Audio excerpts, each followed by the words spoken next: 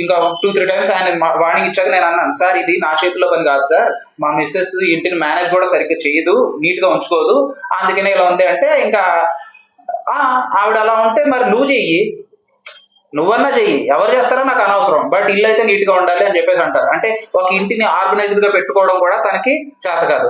ఇది వరకు అంటే ఇంట్లో ఉన్నప్పుడు ఆర్గనైజ్డ్ గా లేవదండి అమ్మాయి, చెయ్యదు, ఎందుకు చెయ్యాలి మేడం? వర్కింగ్ ఉమెన్ అంటే నేను 1 year నుంచే వర్కింగ్ చేస్తుంది అన్నాను కదా మేడం.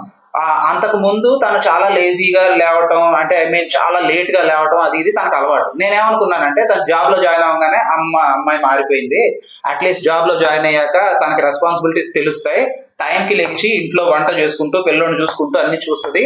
అఫ్ కోర్స్ నేను చేయాల్సిన కంట్రిబ్యూషన్ నేను చేస్తున్నాను, తను కూడా నాకు తోడైతే బాగుంటుంది అని అనుకున్నాను. కానీ తను జాబ్ స్టార్ట్ చేశాక ఏ మాత్రం చేంజ్ లేదు.